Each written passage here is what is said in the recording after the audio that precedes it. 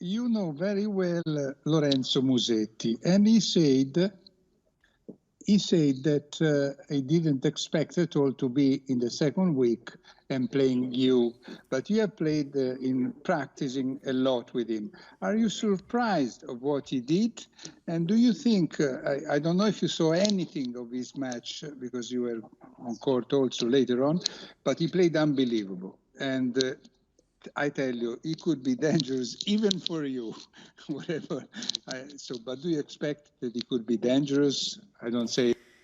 Well, you're Italian, of course you're going to say that. But I think Lorenzo is very nice. First of all, very nice kid, very nice guy. We did hit a lot in practice.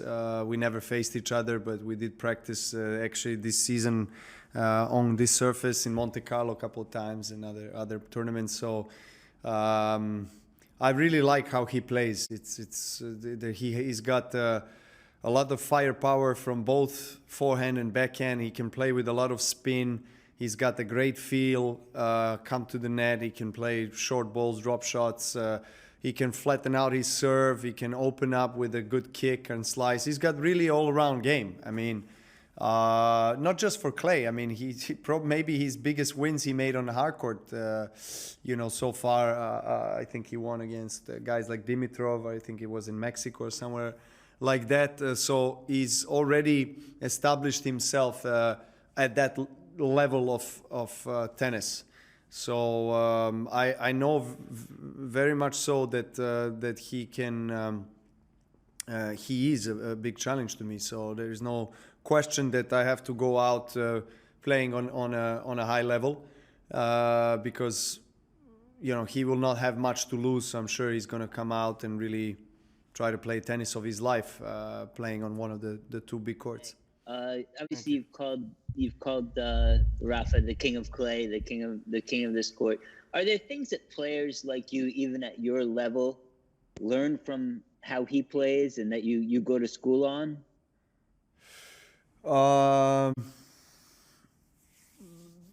Of course, you can always pick certain details from the best players in the world and try to learn from what they do well. But we have a completely different game style, so I'm not really trying to copy his game or anything like that on any surface.